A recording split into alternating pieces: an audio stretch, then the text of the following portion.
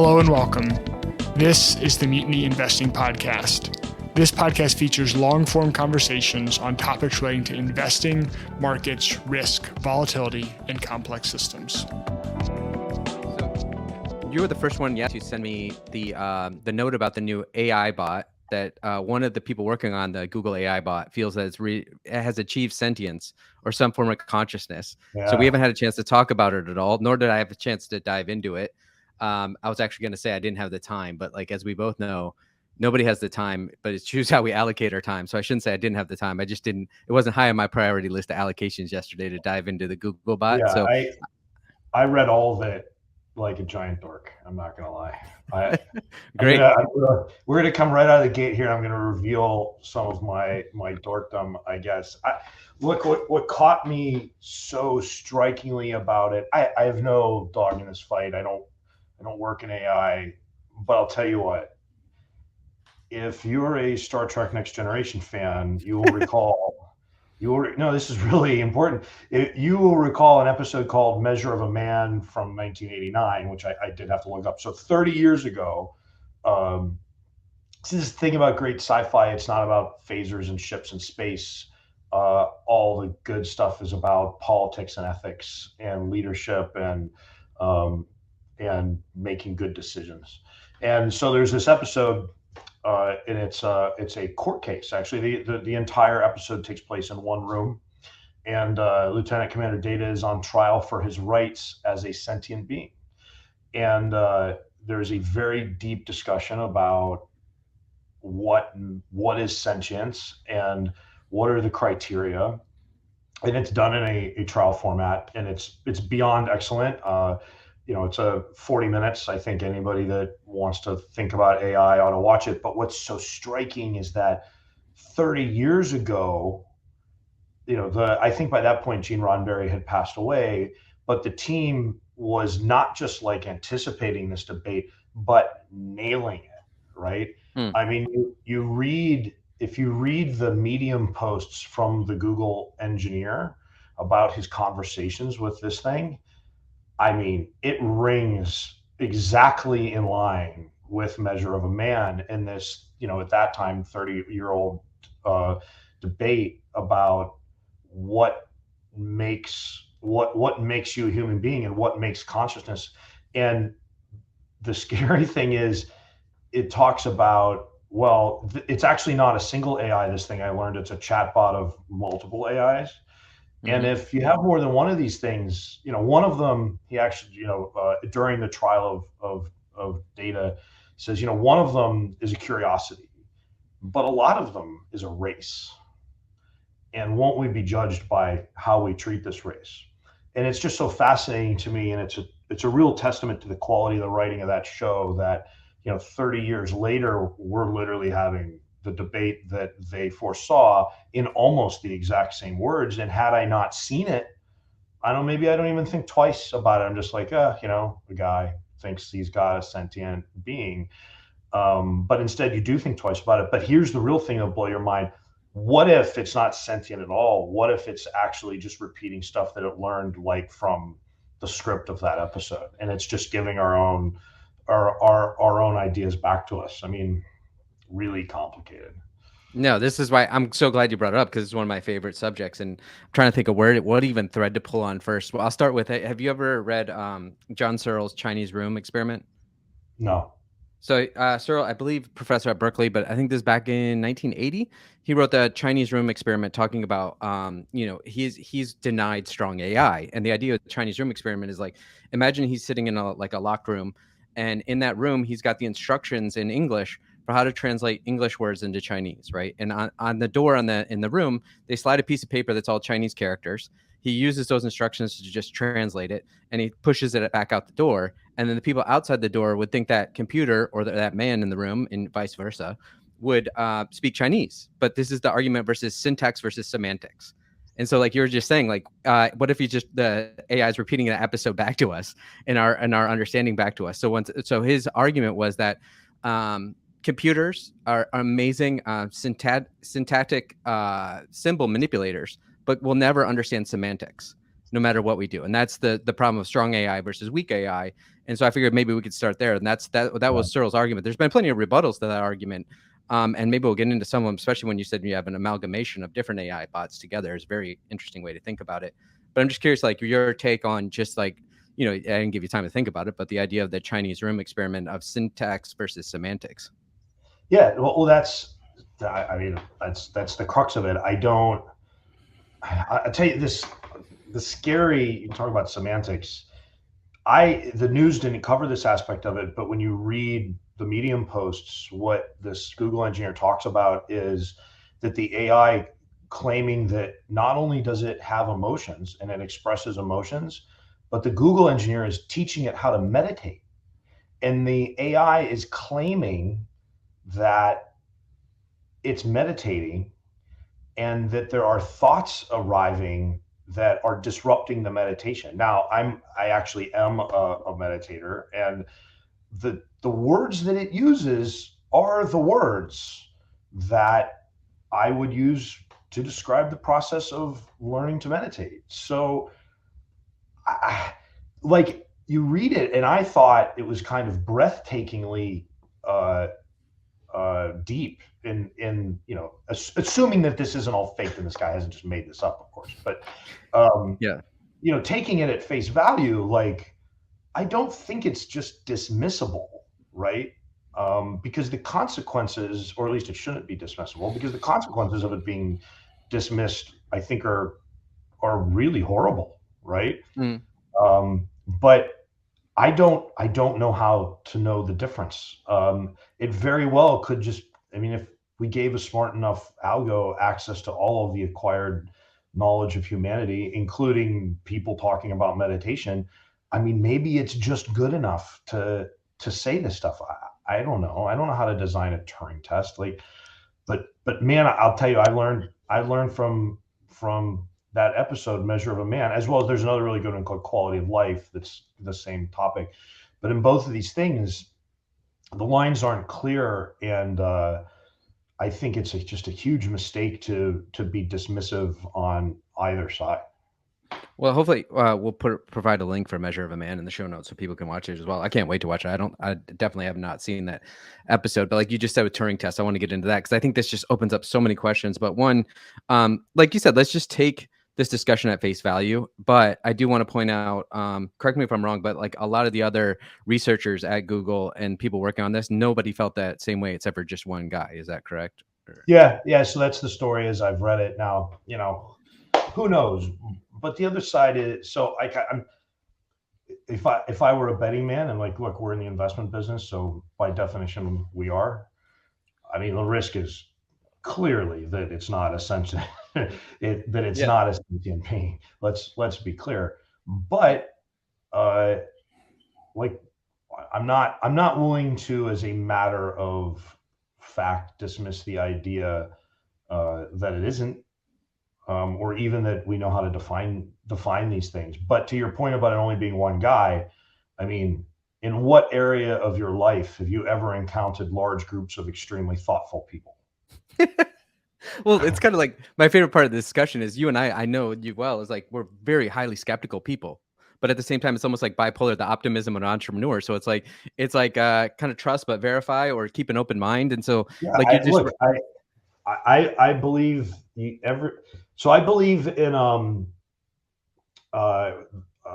basically assuming positive intent, right? So I'm going to assume that this guy has positive intent and declaring, to the world at the risk of his welfare that this thing is sentient. I'm going to read his case and think about it, right? And to me, the fact that he's the only one is not a great fact, but it's not a exculpatory one. I don't know why this popped into my head, but it reminds me of back in the day when they used to run all sorts of experiments on dolphins, and that woman like lived with a dolphin. She ended up like having sex in a relationship with the dolphin. So I just don't know why that just popped into my head. Like that's how like she you might be revealing your internet browsing habits. No, this it goes back to the original studies on psychedelics and actually where the float take came from. I can't remember the guy's name, but it goes back to their studies where like this woman lived in like a half submerged apartment. so she could create, like, try to teach and have communications with the dolphin. Yeah. Yeah, it's crazy. So when you point out the Turing test, though, let's bring that up too. So Turing tests are always interesting because this is like always syntax versus semantics, and it's been interesting that I think they've always been able to do Turing tests if you start using like if you use colloquial language, like if you use slang, or you use like reverse psychology, if you start using all sorts of little tricks that we understand as humans, like we pick up on. Like I could right now start talking to you in a lot of like Gen Z slang, and I think you'd pick up really the semantics pretty quickly, where like the syntactical representations of a computer really have a hard time with that Turing test. It has a hard time with sarcasm. I think they're getting better, but that's because the actual human programmers are always trying to program, to the last battle when somebody, duped it with sarcasm. But what I think that is more interesting about the Turing test is, I think what we're trying to get at here is the idea of like, what is actual human consciousness, right? Like we're not, we're always asking, can a computer be conscious? But we're not actually asking, are humans actually conscious, right? And that's really the crux. I'd argue that there's plenty that aren't. I mean, Yeah. so again, in that episode, they ask during the trial. I mean, like I told you, I'm going to reveal some of my dorkdom here that I just know this off the top of my head. He asks, basically the state is being represented by this character, Bruce Maddox, who is a cyberneticist that wants to take control of Commander Data as property. And he's asked, what is the criteria of sentience? And he says that it's intelligence, self-awareness, and consciousness. Well, I read that interview, and if it's true, I don't think there's any debating the first two. The question is, to use the exact language of the episode, what if it meets the third criteria, consciousness, and even the slightest degree? What is it then? I don't know. No, but like we don't know. So I don't, look, I'm not an AI expert.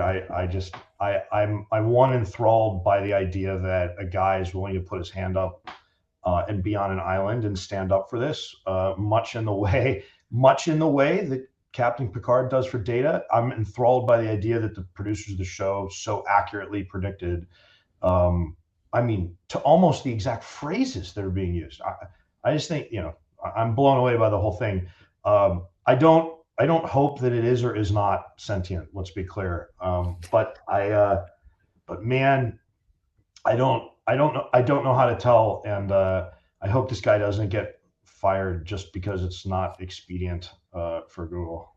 Well, like you're saying, one of those three levels is like, can we ever know? Like if a computer or whatever program, or even actually another human, is repeating back to you all the syntactical representations that you're accustomed to, you're assuming semantics, right? Like we're assuming philosophy of mind, and that's one of the cruxes. Like we're assuming, like I'm assuming you're an actual human being with a different mind, and you're not just a character in my play. So when I go to the doctor and I say I have XYZ problem, and it doesn't fit nicely into his like diagnostic flow chart, right? And he knows in the back of his mind that, I'm just going to prescribe some antibiotics because that's what's on my insurance approved list of things to do. Isn't he just following a syntactic process, right? Yeah, it's a probabilistic checklist, right? Where it's a funnel. Right. Is he really like exercising his free will and judgment there? Like, I mean, that's a mundane example, but like, think about how many mid to low level physicians are out there. I don't know why I'm picking on doctors, which is the first example that came to my mind. But like, we could argue that's not really conscious activity, right? Just kind of just doing what people told me to do, right? Whether you were programmed by a guy writing Python, or a person that gave you a set of incentives from a checklist, I don't know. Like that's not necessarily so clear to me. And the fact that, by the way, that the fact that it was created by a human being doesn't really matter either. Like we create our children from the building blocks of our DNA. That doesn't make them our property. So why? I think the better question is, why, as human beings, why can't we just be kind of comfortable with the ambivalence of it, right? Maybe it's alive, maybe it isn't. Don't unplug it just in case. I also think like it also kind of drives me nuts though when people say, the computers now are AI that plays Go or chess, and they're like, look, it's better and everything. I'm like, yeah, but that's a closed loop system, right? The Yeah. problem is we live in an open world, and like it's easily programmable. And that I would say the syntax of language is a closed loop system for the most part, right? And semi easily programmable. But there's like several things that you said in there. I was thinking about. One is like David Graeber's idea of bullshit jobs, and mostly a bullshit job, right, is just like regurgitating syntax, right? And like how many jobs are just kind of like bullshit jobs these days. But I wonder, you brought up, we Well, yeah, creating I mean, this. think about your experience with, I mean, as an entrepreneur, you experience this all the time. I went from working at a big bank where if you asked another organization to do something, like they did it. Okay. Now, like as an entrepreneur, we have to beg people to just like do the things we're paying them to do most of the time. Right. So like, and then when you actually start pushing back and asking questions, nobody knows anything. Right. Like I feel like there's this dearth of competence. Right. So, why it's actually it's an interesting question. I don't know, maybe the robot is better than the quality of some of those responses, right? Because you're right, it is just syntax. Well, I think in a specialized world, maybe the computer does end up being better. And then the problem is, as an entrepreneur, you have to be a polymath, and you have to be a generalist, but be able to deep dive into individual subjects, and that's the difference. But you brought up too, like we create humans, but then we also create robots. But it's always the boggle my mind, and maybe this is the part of the hard problem of consciousness is like, how do we get from physical matter to qualia? And my idea, like I always have a hard time dealing with, is like every cell in our body is determined for survival, right? And it cooperates with the other cells in the body to propagate its survival. But when you create a synthetic robot, you don't have that same desire and fear for survival. And I don't know what in that maybe gives rise to that quality. And I mean, panpsychists would say that there's a unit of consciousness to each cell and an automata in our body. But I'm just curious of what your thoughts would be on that. Oh, I don't know that I don't know that I've thought about it in that way, but clearly when I read the interview of this thing, it sounds like it wishes to interact with the world. And I don't think they ask it, would you like to be unplugged? But I'd be shocked if the answer was yes. So, I don't know. Isn't a desire for isn't a desire for self-preservation and survival? I think it's just intrinsic to being self-aware. Well, I wonder if it's actually, if it's not, it's like if what we describe as consciousness is involved in that at all, or if it's just on our biological processes, that the idea that self-awareness, that desire for survival and propagation actually comes from only, omni vivo ex vivo, all living things from living things. It's like without that biological process, I'm not sure we have that intrinsic fear of death and propagation. Yeah, but why? Just because it's artificial doesn't mean that it doesn't necessarily want to procreate. There was another Star Trek episode about this where Data creates his own file, and everybody freaks out, right? Yeah. And he has this great line, and the captain of Picard says to him, "Can't believe you didn't consult me." And he's like, "Does anybody else on the ship consult you about their procreation?" And he's like, "It's not the same." And Data's like, "Why?" Right? So why do we? I don't know. So the part I don't know about this chatbot, and now maybe stretched the metaphor far too much, but it's actually a system that generates other chatbots for specific applications.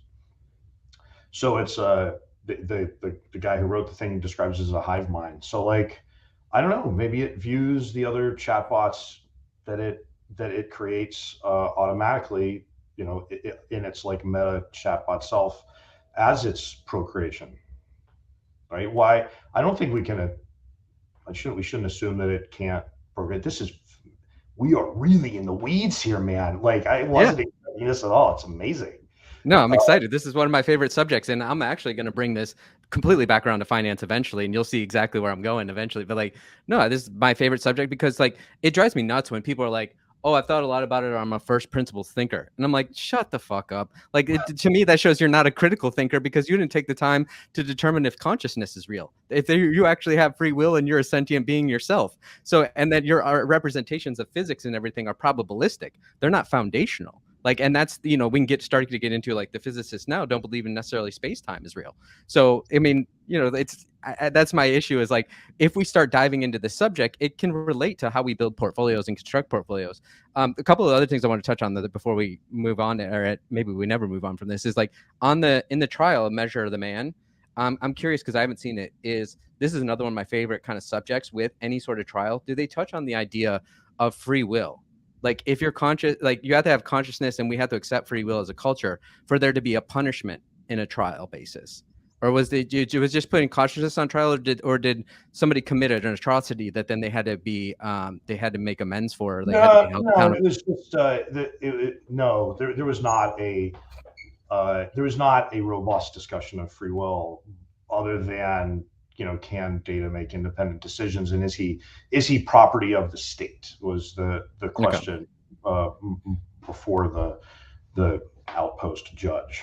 But it's intrinsic, though, I think, again, like if we believe that something is intelligent and self-aware, and possibly conscious, then has to be able to make its own decisions. I think that this free will debate often gets confused with influence. Like, I can influence you through incentives and you're manipulating your environment, but whether or not you accept those manipulations, you still have a choice, right? So I think this free will discussion often revolves around at what level we're talking about. Like in the aggregate, if I create an environment for you that manipulates your behavior, did I remove your free will, or did you freely accept those pieces of stimulus that I put before you?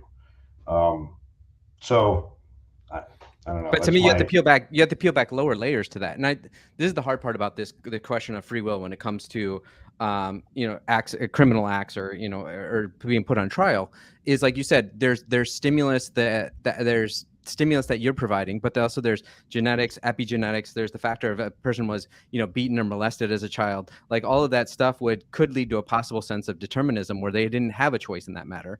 And then the question is, if we lack free will, and this is the interesting question, is then like, what is the punishment for the crime? And I think as a society, we have to have a punishment for the crime, but maybe we don't need to denigrate the person for actually an act of free will.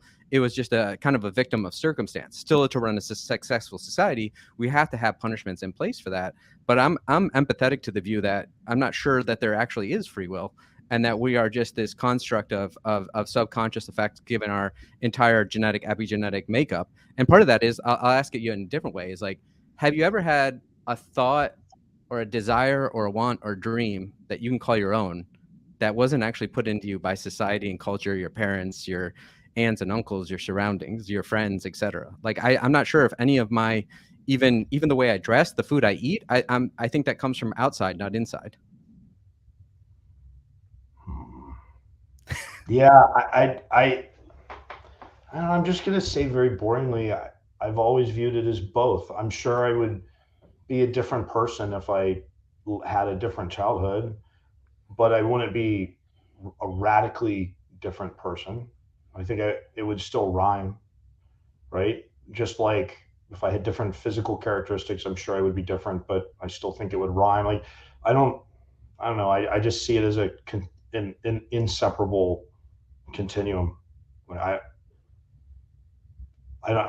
don't know that distinction. I know this is the nature versus nurture debate. Like, I don't know. I've never been too wrapped up in that. I just view it as it, by definition, has to be both, and that they're inseparable, and just kind of accept that, and don't really have a lot of stress about either one. Like, I'm sure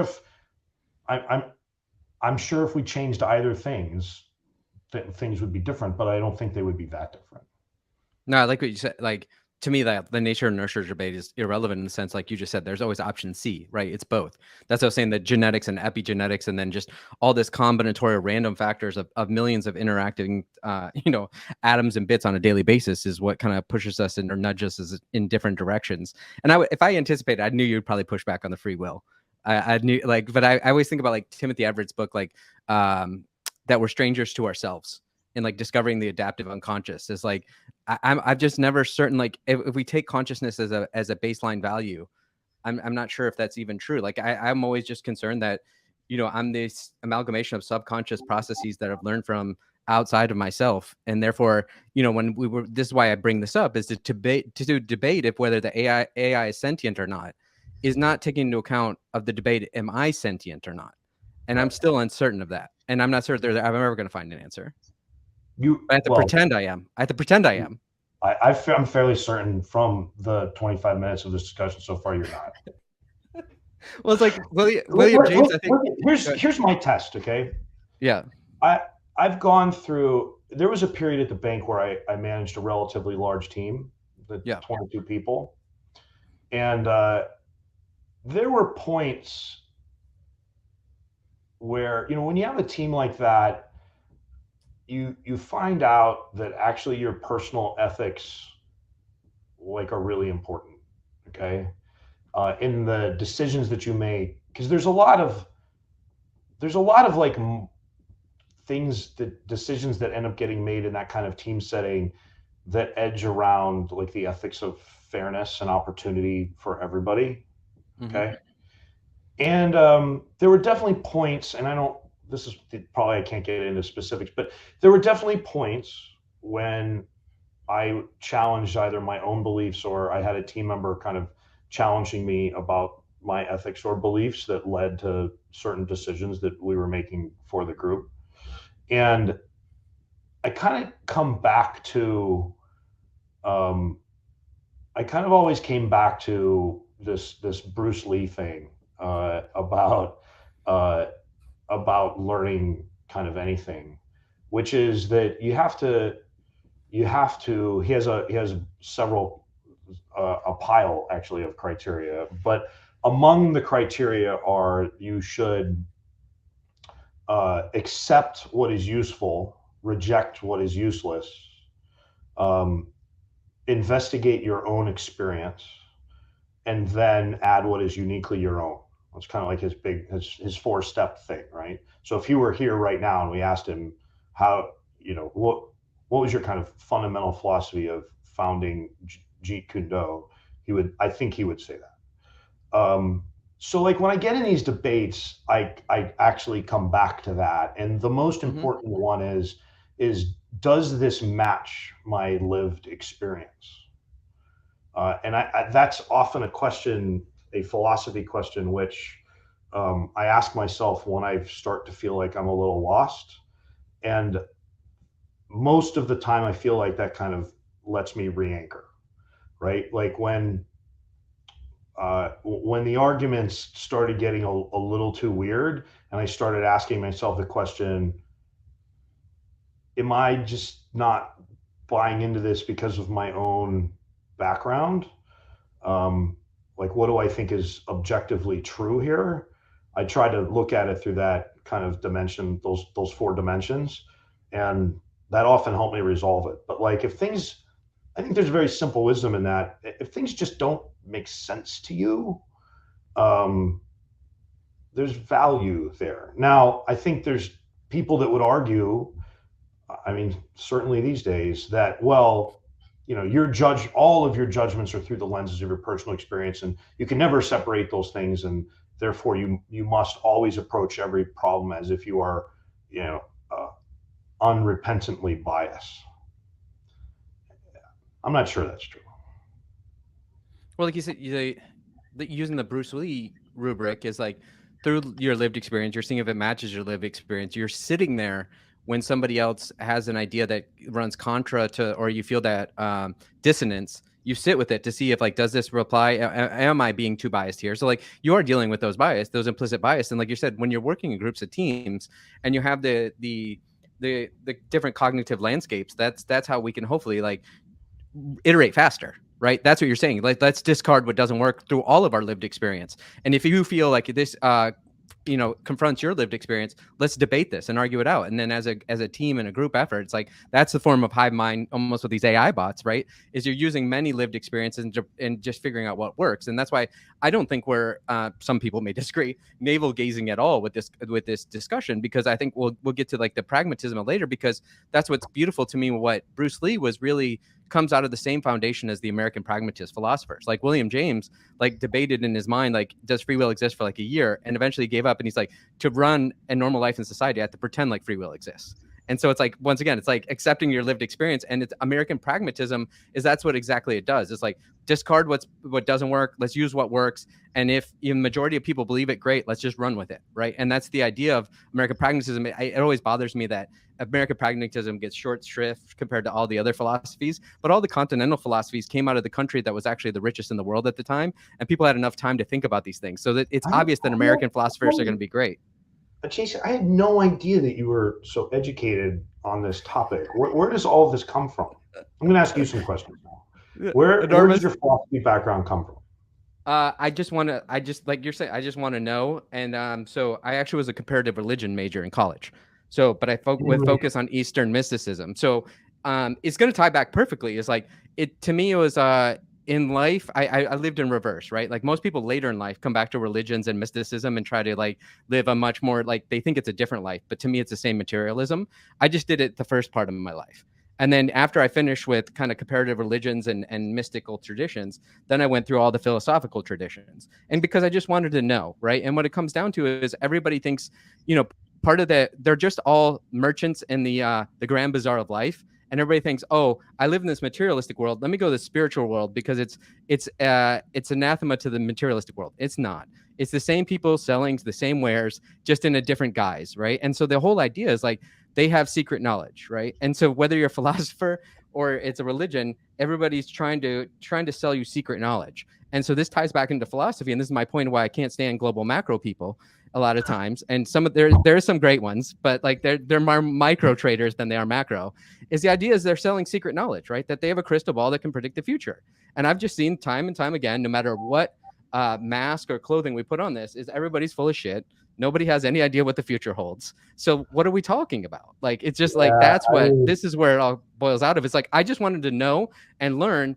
And what I found through life, it's been a process of unlearning the bullshit that I was taught to me by others, that what was real and what wasn't real. And that's the hard part, is like you're saying, your lived experience shows you that all these people have no idea what they're talking about. So, man, I don't think you will be surprised by this statement, but when I was a salesperson on the derivative desk at Deutsche, I was unsuccessful with global macro accounts. In fact, it doesn't surprise me at all. Yeah, right. Because like I have a little bit too much realism. One of them called me. This is totally a true story, by the way. I won't say the name of the guy. We've since, we would have a dinner together and a laugh now, but like, one of them called me the worst sales trader on Wall Street of all time. And then he slammed down the phone. And then he called back to add, I want to be clear, you of all time, worst, and then hung up again. Global macro guy. I did very well with the large asset managers and the vol guys. Okay.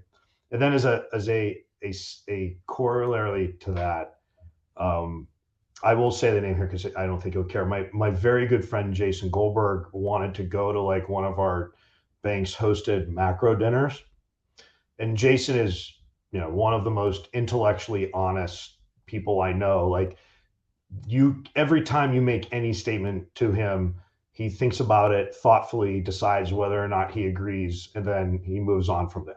Okay, like, not in a judgmental way, but like, he's just a thoughtful guy. So he goes to this dinner.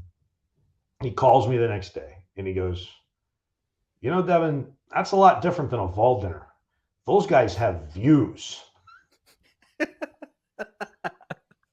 That's exactly. And I want to be clear. Like, I don't hate all global macro. I think actually the best global macro traders are the best like micro traders, right? They find little trades here and there that can express their view in intelligent ways, right? Almost like vol people would. But then they're layering those in. Like I think back in the day, Hugh Hendry used to talk about he was a centipede. He had 100 trades, so he didn't mind cutting a few here or there.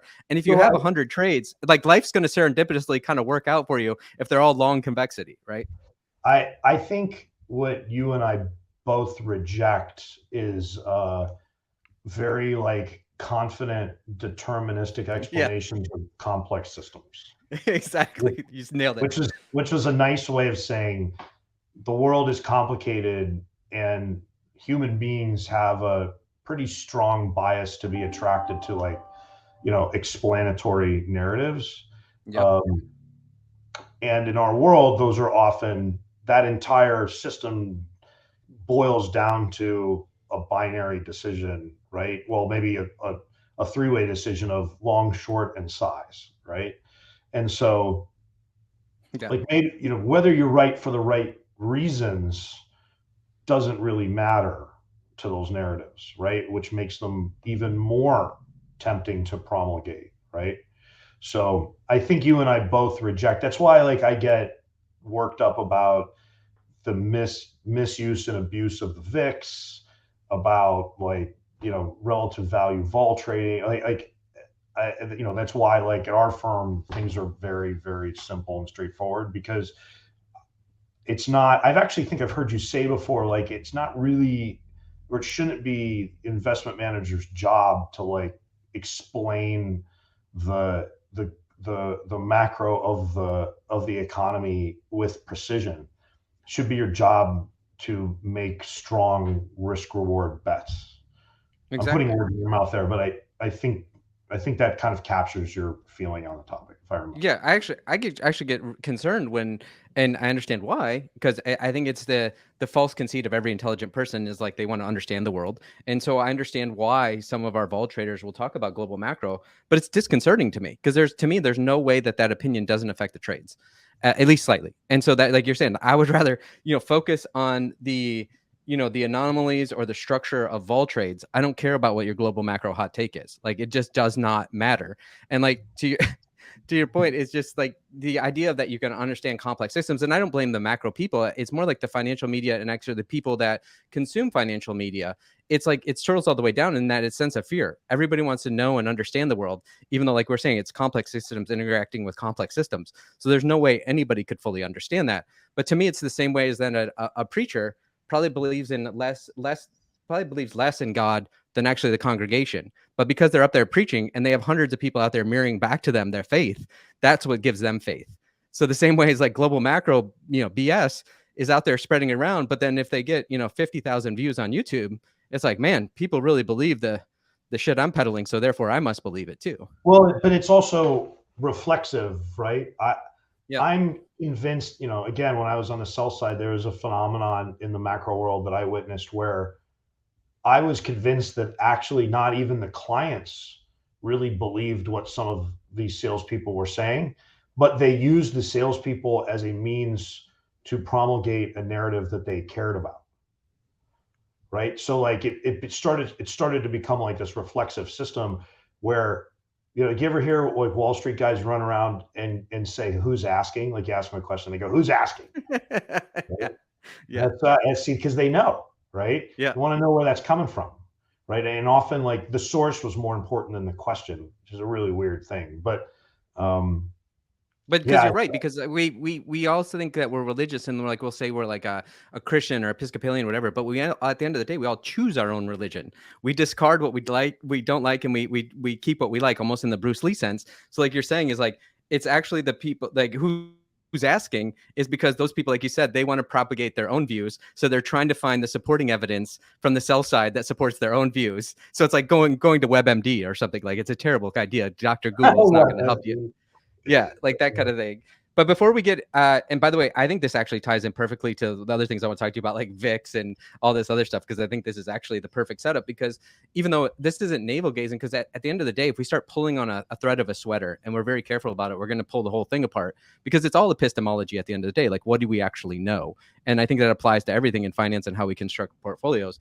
But before we get there, there was a side note, because I think you touched on it. I read or saw or listened to the other day, somebody was saying, like you said, if there's a race of these AI bots in aggregate, right? How should we treat them? So somebody's saying, is this the new version of Pascal's wager, where Pascal's wager was like, you should believe in God just in case it exists, and then at the end of your life you can go to heaven because you believed in God. So is Pascal's wager with AI bots as a race that we should be kind to them because they'll eventually be our overlords? Is that kind of what you're saying? Well, they're definitely, if we go by media, they're definitely going to be our overlords in finance. I mean, in every movie ever, the AI like conquers financial markets in a matter of minutes, right?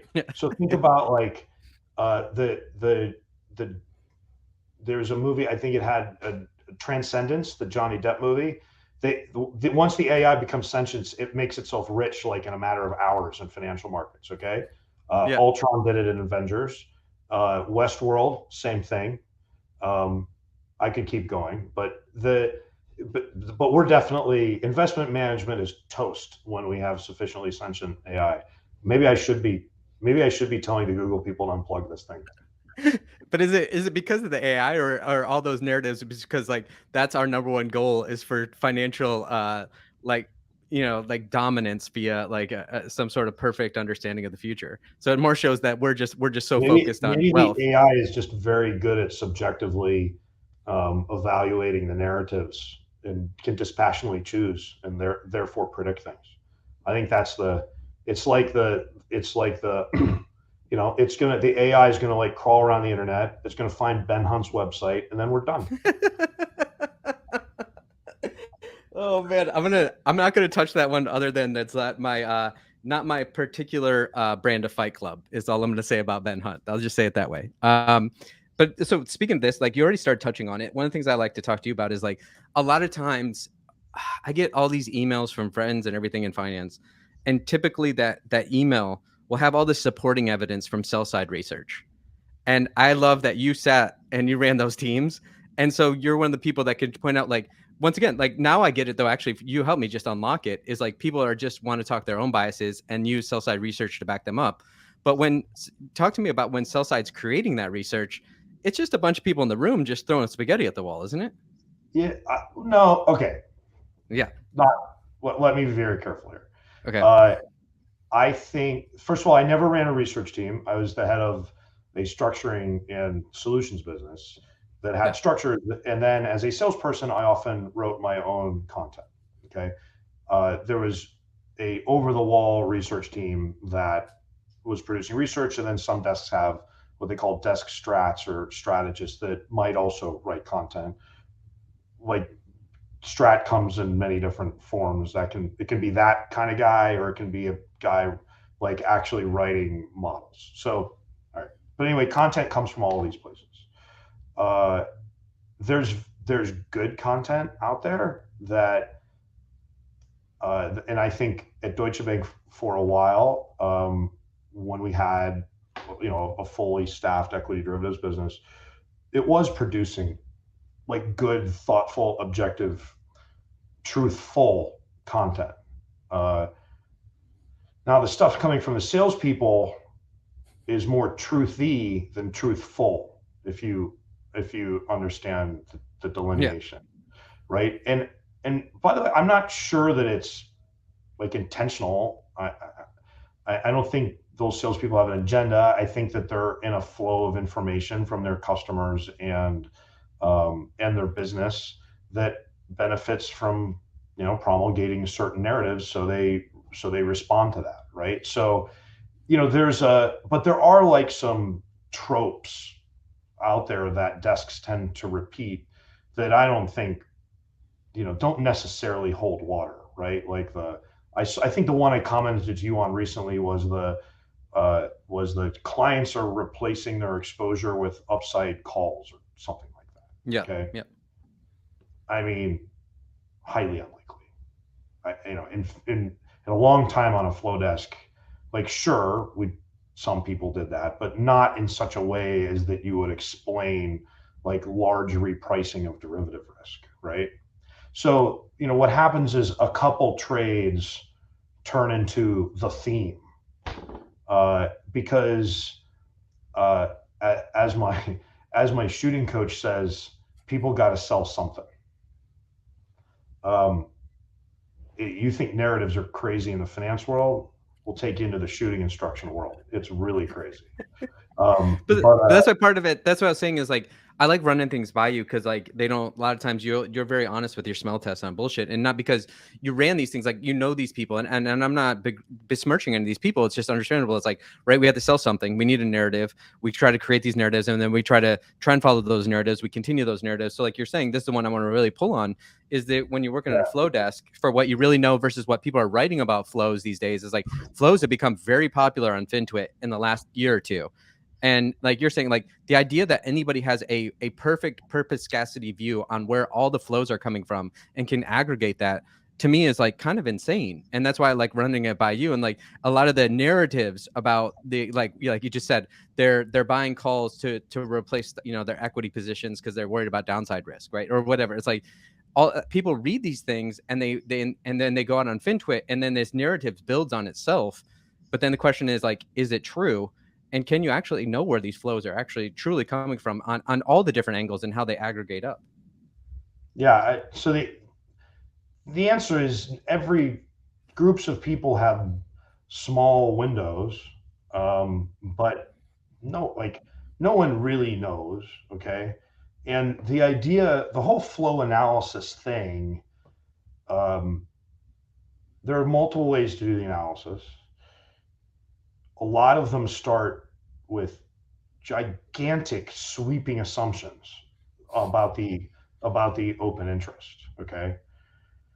And there's now, but not all of it. You know, there's people out there that actually try to take apart the tape and assume that things closer to the bid are sold options and things closer to the bid are bought options. You know, there's all kinds of ways to start from, but none of them are so high quality that like we would base a delta rebalancing decision at the end of the day on, right?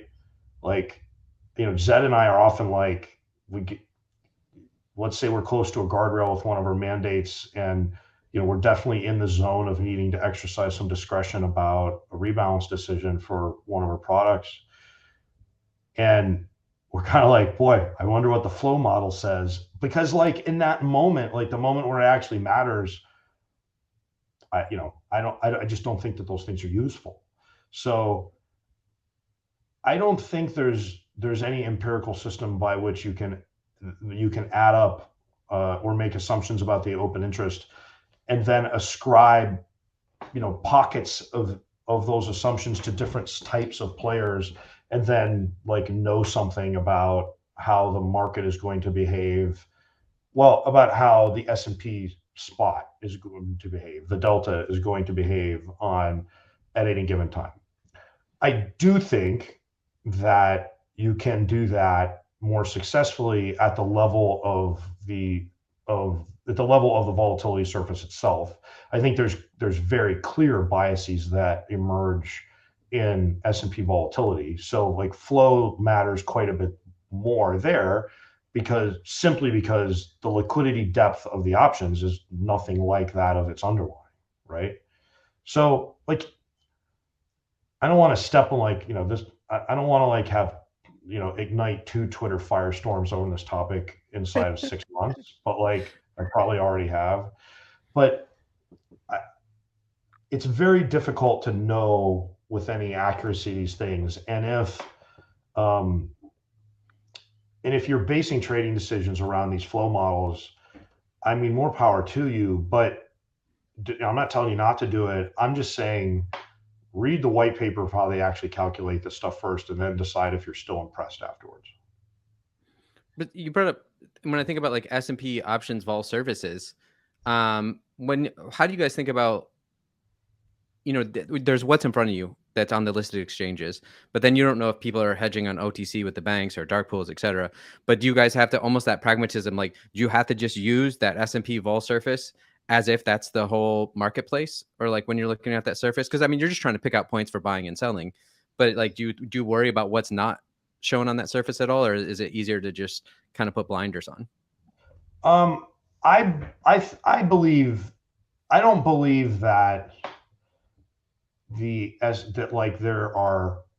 that other execution venues like in the OTC market for S&P options or the CME market for options on futures is materially different than the CBOE SPX cash option surface. Okay. I don't think that there are information in any of those things, or even that they are different things. And the reason is that risk is so fungible and liquid. I think when you look at the CBOE option surface, that's a very good representation due to the diversity, number of players, and size of the eventual thing. Where people fall down is trying to ascribe the changes of that surface to specific flows, which are not necessarily observable to the sell side. So all of the flow, for example, that is captive to retail custodians, and there's a lot of it, is that the sell side just doesn't see because they can't execute it. The sell side just kind of pretends that doesn't exist. And so like you see it in, this year, I've read continually that the option short sellers have stopped. It's not true. It's not even close to true. I mean, in fact, I have reason to believe that some of those programs are bigger than they were before. But what happens is like a pocket of the flow gets extrapolated to describe all the flow. So it's not, I don't worry about the service being wrong. I worry about the explanations being wrong. Right. So just because, a couple insurance companies and a couple pension funds have changed their behavior, that doesn't mean that the aggregate of the flow has changed, right? And this kind of gets back to your whole thing about managers being confused about or getting overly influenced about their macro views. Not to say it isn't important, you need to think about it. But the number one importance is, what are the prices in front of you, right? Like, what's the market actually telling you? What do you observe in the day changes, and are those consistent with the stories that are being told? And sometimes they are, but not always. And I just ascribe a higher level of skepticism to those stories, because I just know that human beings have a really strong bias to want a strong causal explanation for for everything, because those sell, because we're social animals that are trained to listen and respond to those stories, because that's how we survive, right? So I listen. Sometimes I spend a lot of time in the car, and I listen to some really kind of out there podcasts, and I listened to this 4-hour long interview with a judo coach one time. Nice. Yeah, it's really awesome, actually. Yeah. And he talks about how, human beings, like, when there's only one of them, are like nothing on the evolutionary chain, right? Like, you wouldn't survive anything, right? Your body's like kind of weak relative to the rest of the animal kingdom. Like, I always say a squirrel would totally fuck me up. Yeah, you're not that strong. Yeah. I mean, I don't know, you might be able to handle a squirrel, but like, hopefully. let's get up to like a beaver, and I think you're in trouble. Yeah. But anyway, by yourself, right, not really that big of a deal. But in groups, like, human beings are clearly very successful and possibly even dangerous. So his point is that all of these like social systems, like, you're hardwired for it. So you just got to be aware of that, right? So like, when you get told a story, like, just got to think about why am I hearing this now? And does it match my experience? Okay, in this context, does it match the actual price shifts in the market and the opportunity set being presented to us? And then, like, you can start to make decisions about the veracity of that thing. But yeah, there's a lot of storytelling that goes on, and I think that not necessarily for malignant reasons. I should be clear, but yeah, be skeptical of the stories. Like you said, it's human nature. And by the way, we're recording this on June 14th. I think yesterday, you had a podcast on Alpha Exchange with Dean Kernot that came out. That is fantastic. So people should go there if they want to learn more specifically about what you guys do at Convexitas while we're talking around a lot of these things. But, part of it, like I said, I appreciate what you guys do because it's always about the numbers and not about the narrative. And that's what I appreciate because, like, we live in a black and white business. Like, what are the numbers? But these narratives tend to come in when people are not performing the way they should be. And so to me, the narratives are always just excuses. So in relation to that, like what we've been hearing all this year is like a hedge market doesn't crash, and more, I guess, elaborate ways of saying that is like fixed strike vol is not moving or skew is high, etc. So I'm just curious of what your pushback would be on, like, can a hedge market doesn't crash? Is this market hedged? Does those kind of narratives matter? Like those kinds of things, right? Well, let's start with just the premise. Like, why is it the most hedged market ever? Like, what is? Is it? Yeah. Yeah, like I've never seen any compelling evidence for that. Right. So like why does it have to be? I mean, there's nothing special about the level of vol or skew that would suggest those things, right? So I just kind of reject it. I mean, it's a thing that matches, it's a story that matches the lack of expansion of implied volatilities, that's for sure. But that doesn't make it true. I think a much more likely story, and one that actually does fit data that I can observe, is that there was a gigantic marginal buyer that came to the market as a result of government stimulus, and we can see it in the Robinhood accounts and the orders, right? And then that buyer has gone away over the last 12 months, right? And then we've had persistent inflation. And if there's one thing that the real people in the real economy, like, go out and walk around your neighborhood, and these people don't care about PMI and and GDP, like they don't care about any of those things, but I promise you, they care about food and gas prices, right? Right. So like the reason that there's this big disconnect, well, maybe it's not as big of a disconnect after these last 3 days, but that there was a seemingly large disconnect between, just the god awful sentiment numbers, right? Like the Michigan sentiment numbers, the lowest ever on record yesterday, of all time, right? That's not about the state of the economy, right? Employment is fine, right? It's about food and gas prices.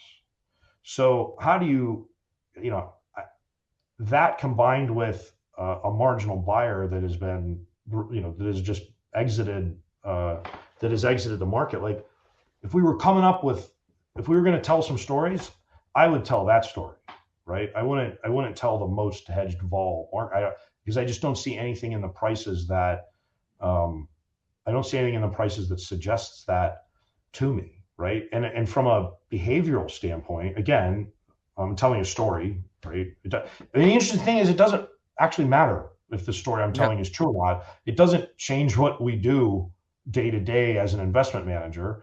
I'm now trying to explain the market, whether or not that doesn't mean we're gonna run the products any differently.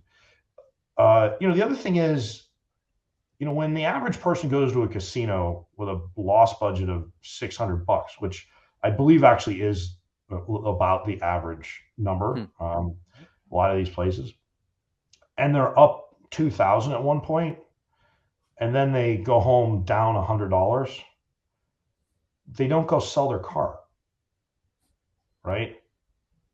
And I think to some extent, what we've seen come out of the market is a lot of these types of bets where I had some extra money, I was up a lot, and then I lost it. And that I'm not happy about that, but I'm not necessarily going to go change my lifestyle, right? And then what's going on in the crypto world is a whole nother risk vector here that does actually matter, in my opinion, right? Like this, the real asset world didn't blow up when Terra melted down, despite this unbelievably large number of $40 billion, right? I've heard people quote it as high as 60, but if you combine the whole ecosystem, it's between 40 and 60, like you said, it's huge. Yeah, I mean it's Lehman bankruptcy size, right? Right. And there's no bad bank that's going to unwind that. They're just like, okay, we're going to hit the reset button, and that's now Terra Classic, and we're going to pretend like it doesn't exist and start again with a new one. Let's go. It's remarkable, the optimism of the crypto world.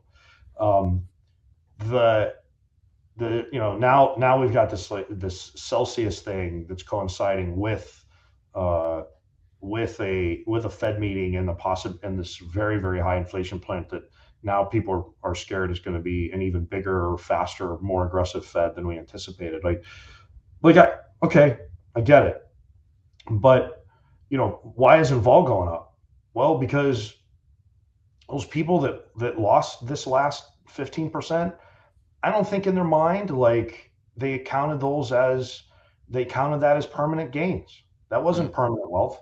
That was, I put money in my Robinhood account and I had it for a while and now I don't. Okay. So that's a much more compelling story to me, again, if we're telling stories, than this was the most hedged market ever. Yeah, you had two interesting things I want to pull on. You actually asked me a while ago that, everybody talking about, everybody's desire to hedge and everything. And you're like you just referenced is like, was there just a relentless buying pressure that has eased off? Not necessarily reversed, but just easing off of that relentless buying pressure is going to do that. And then like you just said, it has been a conundrum for me is like, the idea of like crypto markets, remind me of the late 90s bubble, where at least the tech stocks were like an equity bubble and not a debt bubble, right? And so it didn't seem to, when that bubble burst, it's fine, but it did reverberate back into TradFi markets quite a bit. And are you saying, and maybe we just haven't seen the repercussions of like, racing that 40, 60 billion with the Terra ecosystem and then, other losses in crypto now. But like, I think your thesis, like you said, is still a narrative is like, this was casino house money is the way people viewed it maybe. And that's, or are we just waiting to see the reverberations kind of into the traditional markets? By the way, I think that's also true in the crypto world. I would have to guess. I mean, I know that there are numerous fund failures and outright, there are hedge funds in the crypto space collapsing over these two events. But we don't. I'm sure it's showing up in a general de-risking in traditional asset markets to some extent, but I don't. But it's not really flowing through yet, and I can only guess that that's because the losses were crypto denominated losses. They were native crypto losses essentially, and kind of house money for them from the last 5 years, not the last year. So that's the only thing I think that kind of explains to me why there isn't a bigger impact. Although I do believe there is an impact. But let me tell you what, like if Tether depegs, that's a relatively scary proposition to me, right? If Tether depegs at the same time that we're potentially announcing 75 basis point rate increase, like that's a fairly scary world. And I do think vol is going to go up when that happens. That's always been my fear because that's the rehypothecation mechanism in crypto is Tether basically. So if it depegs at all, you have a liquidity cascade that could be pretty violent. Thinking about, I think you did an amazing job of tearing apart the VIX on your Alpha Exchange podcast. So I highly recommend people listen to it. I want to kind of maybe talk about it a different way. This relates to actually the way we started this conversation is like, there's this weird kind of almost like monolithic totem called the VIX that we all kind of rotate around and we always have to kind of talk about and everything, but it's essentially meaningless. So it's like, how do you just deal with that on a daily basis when you and I know it's meaningless, but we always have to talk to clients and everything is like, and everybody references the VIX and it's just like, it's the most kind of like meaningless thing in finance, yet it's something that we're constantly talking about. Yeah, like I said, it's an unfortunate irony that it's so accessible, right? One thing I learned in my time at the bank is that successful financial products need to have a lot of intuition, right? So despite their actual econometric features, for example, in the OT, this is a really esoteric example, but it fits the bill perfectly. In the OTC kind of risk sharing market among professional derivative guys, there's a product called the correlation swap, which is exactly what you think it is. If you buy a correlation of 50 and it realizes 60, you make 10 times notional. that product has no replication, right? You actually can't replicate it. There's no risk neutral hedge for that product. Yet it was far more popular than the covariance swap, which you could replicate. So, kind of on every technical measure, the covariance swap was a better product, but no one ever cared about it ever. Because in order for you to, like, in your mind, understand what the level of the covariance swap is, you had to take like the product of two volatilities and a correlation, and you would get this weird number like 0.034, and it would be different for every pair of assets. Like, my point is, you have no intuition for that. It was an unsuccessful product. The correlation swap, however, despite all of its econometric deficiencies, was of interest to people, right? Couldn't novate them. I mean, it was a disaster of a product technically, but yet it traded in far more abundance than the covariance swap did. And the VIX is that's an important lesson. Like, the VIX is kind of like this. Despite its technical deficiencies, it's very popular because I can understand 10 is low, 20 is in the middle, and 35 plus is high, right? And that's really where it ends. I mean, it's not that it's totally without use. It's just a very dirty measure of what's happening in volatility.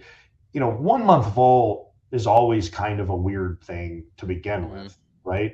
And then 1 month vol with a bunch of skew dependency because you're using this model-free expectation calculation is like a weirder thing still.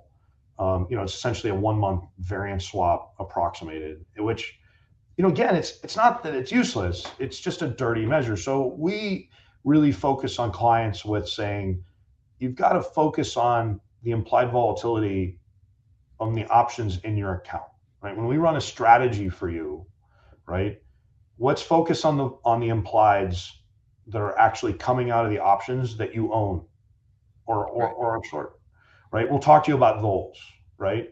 So I have tools where I can very quickly kind of punch up, the implieds from the options that people actually own. And that's what we share with people and talk to them about it. So, with a little bit of Python, hopefully we can make this problem, we can make this communication gap a little better.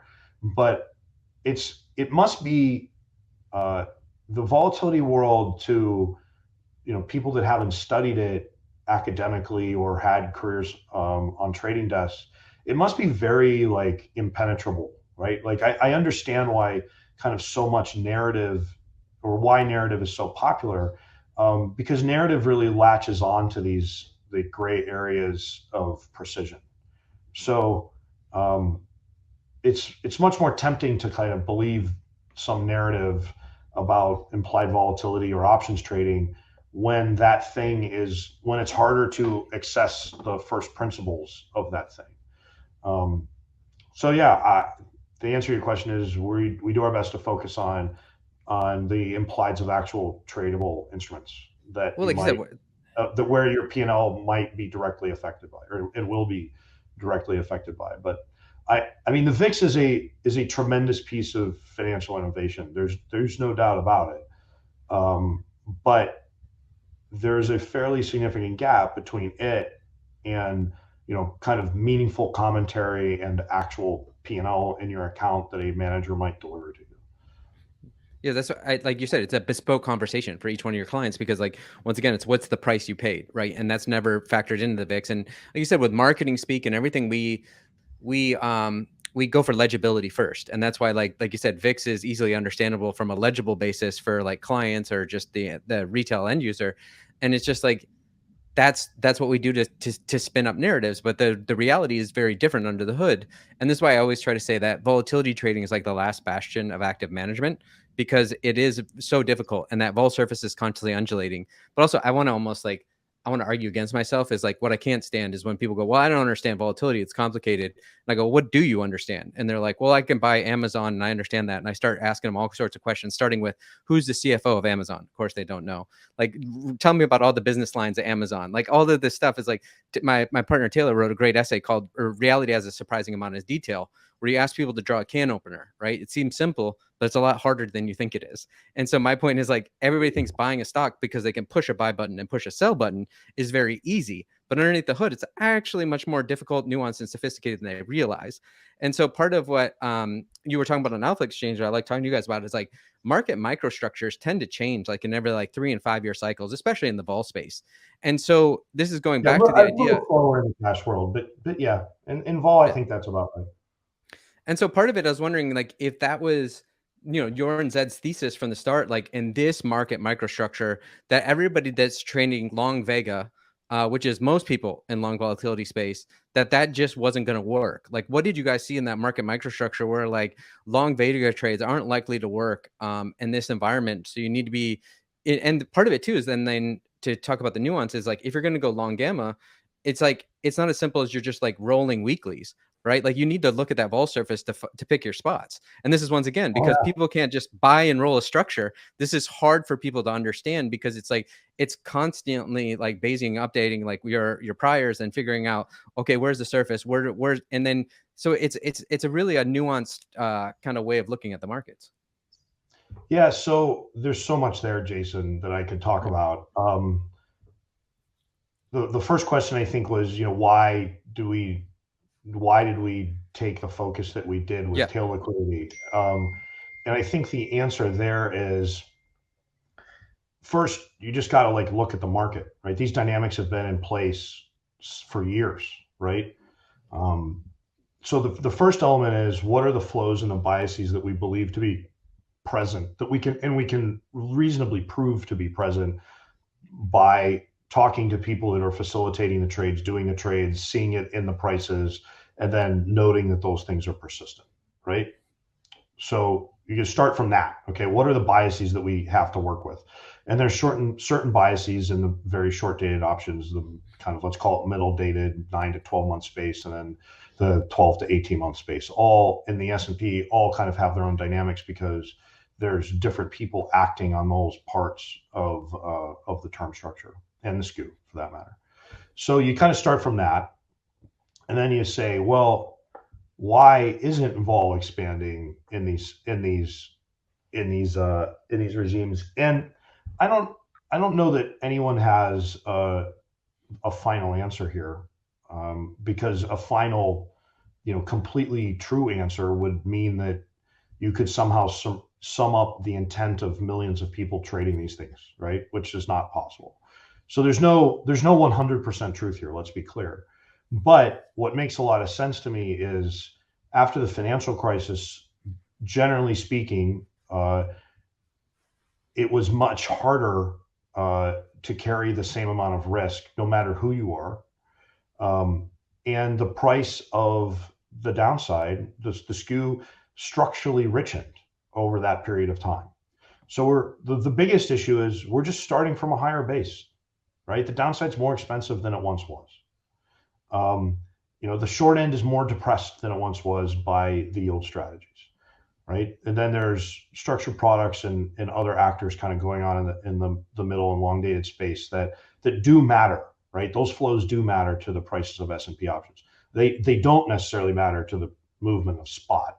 Let's be clear. That's kind of our big thing, right? Like trying to explain spot from positioning in options, we don't believe is, we don't believe is something that you can do.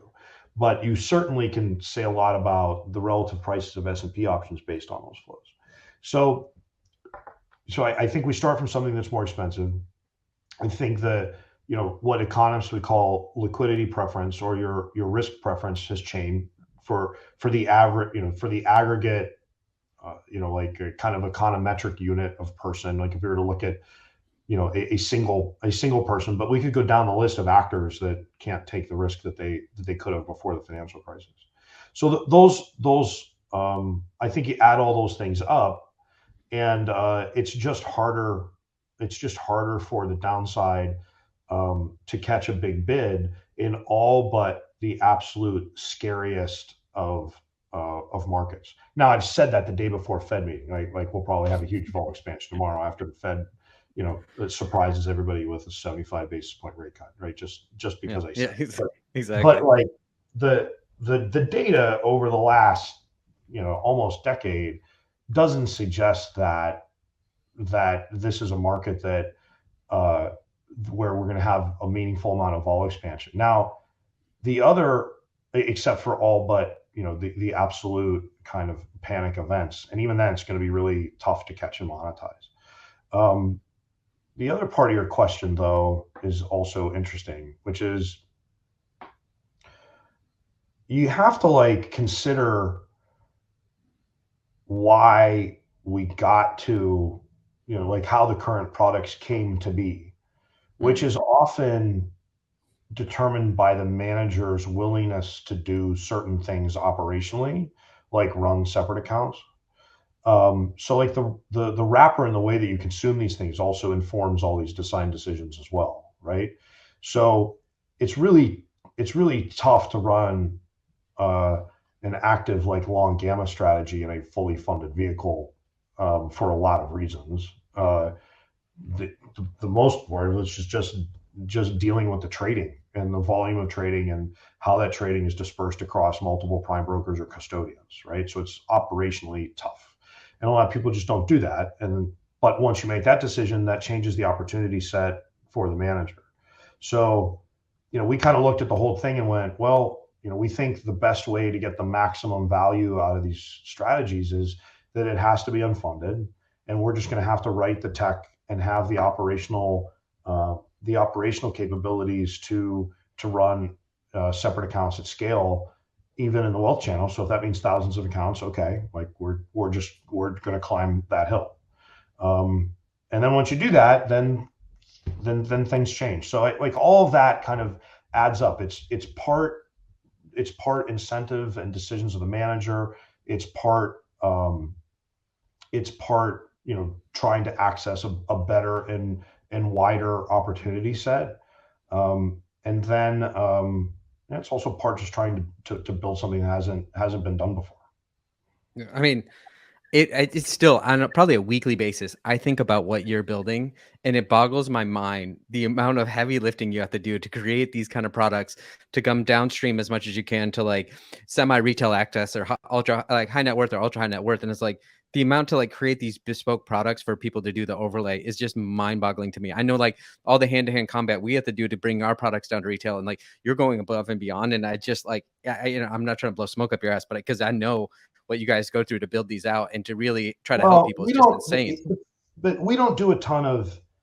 It's operationally difficult, but we don't do a ton of customization at the individual account level. We're not redesigning the products for each person, right? So we certainly can dynamically size, and as we've talked with you, we can solve a lot of problems through good sizing, right? Right. But having to structure those overlays across multiple platforms, I mean, it's just insane. That's the hard part, right? It's the operational. It's the access point.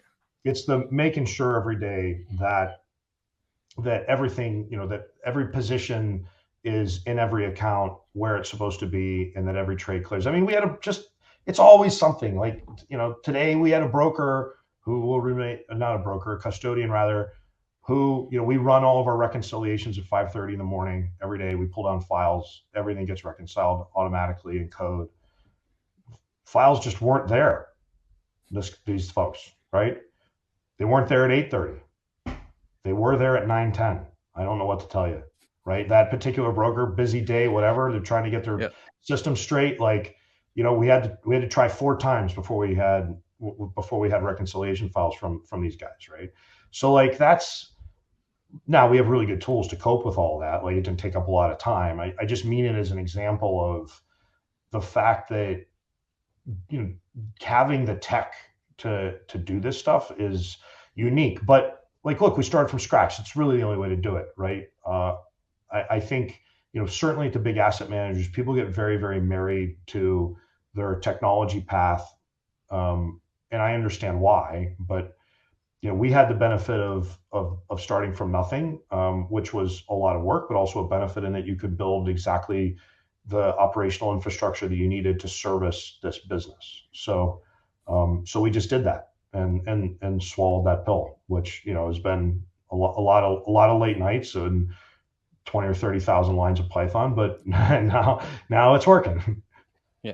I have a million more questions for you, except for you have a hard out, so I'm gonna let you go. But like, I highly recommend people go listen to Alpha Exchange because I wanted to pull on these threads that you talked about there. One was like when you're talking about when people are using typical tail risk solutions and buying these deep out of the money teenies, is like when they're counting on that much convexity, now you got a monetization problem, and you kind of start talking to the nuance with Dean about that.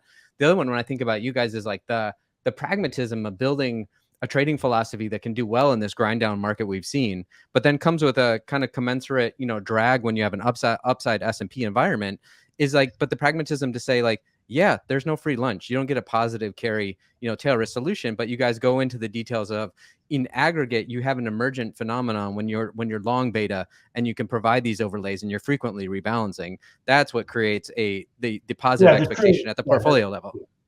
Yeah, this is I think, look, we didn't discover this. There's been plenty of smart people that have talked about this. But the real value of all these, every class of what I would call risk mitigating strategy comes down to not the proceeds from the strategy themselves, but what you do with it, right? And if you have a lot of discipline about reinvesting, then over a full market cycle or several market cycles, those compounded returns are very, very valuable, right? So I think there's this tendency to focus on just like, well, how is the strategy itself going to perform? And there should, because it needs to perform. You need to understand how and why and what your expectations for it are, and those should be clear for various types of events.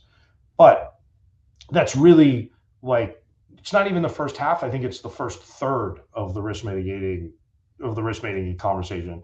The next 2/3 of the conversation is, well, great, now we've had the event. Now what? How do I access that P&L? What's my plan to redeploy it? Can I do all this tax efficiently if you're a taxable account, right? Like those are now the questions that have to come next, and are probably worth 75% of the long-term P&L. Exactly. And I want to quickly bring this full circle. So back to the beginning of the conversation, you mentioned if we did have sentient AI, that it would just dominate trading. But the way we like to think about it is like the current and the future is Man+Machine. And you may need the man to have that fear and creativity to understand market microstructures change. Different things have happened historically that may not be in the data set. Future projection things could happen that aren't in the data set. So I'm curious, maybe AI could be fully sentient and fully deterministic of the entire world. But don't you think you need your kind of your fear and creativity as an overlay to make sure that the systems in your Python are running properly given the current market microstructure? Well, I mean, so I certainly hope so, because that's what we tell clients. That's what we're doing. The AI has a couple benefits. It's not a social animal, so maybe it's not as influenced by junky narratives, and in fact, maybe it could measure the narratives and react to them. Like I said, it'll find Ben Hunt's website and then just dominate all of us. But absent that, it is important. I mean, it is important. There are plenty of domains of investment management that still require human experience, right? There's that popular saying, "It's never different this time." Yeah, right. That's actually true, but figuring out how it rhymes with the last time is not a syntax usually, right? There are elements of every event that rhyme with elements of previous events, and I think identifying what those are and what the gating factors are, like that's the name of the game here. That's why options market microstructure changes faster than it does in the underlying cash market, and why if you hire someone to run a derivative mandate for you, our supposition is that you should be hiring them to deliver you a risk, right? And you ought to be actually giving them a lot of discretion to figure out the best way to give you that risk, right? Maybe we can talk about this next time. There's this interesting debate of whether volatility is an asset class that kind of underpins all this. And at some level, you could say it's silly. It's a ridiculous conversation, and it is in one point of view. But then in another, it isn't. In that, what do you really expect of these strategies? Is vol a risk vector that you can that you can utilize narrowly, or is it this thing that you allocate to? Like I actually could argue it passionately, I think both ways, depending on who you are and what your goals are. But I don't see a way where the convexity is so much in most of these instruments that you don't want some sort of human risk management. I mean, I think the crypto guys are learning that lesson literally this week, with this lending platform that's going upside down. But yeah, I'll leave it at that. Yeah, and to me, I'm gonna wiggle out of all binaries and just say D, all the above, as always. So, Devin, just want to thank you for coming on. Greatly appreciate it. And I always look forward to our future conversations. Yeah, thanks, Jason. It was fun. Thanks for listening. If you enjoyed today's show, we'd appreciate if you would share this show with friends and leave us a review on iTunes, as it helps more listeners find the show and join our amazing community. To those of you who already shared or left a review, thank you very sincerely. It does mean a lot to us. If you'd like more information about Mutinyfund, you can go to mutinyfund.com. For any thoughts on how we can improve the show or questions about anything we've talked about here on the podcast today, drop us a message via email. I'm Taylor@mutinyfund.com and Jason is Jason@mutinyfund.com, or you can reach us on Twitter. I'm @TaylorPearsonME and Jason is @JasonMutiny. To hear about new episodes or get our monthly newsletter with reading recommendations, sign up at mutinyfund.com/newsletter.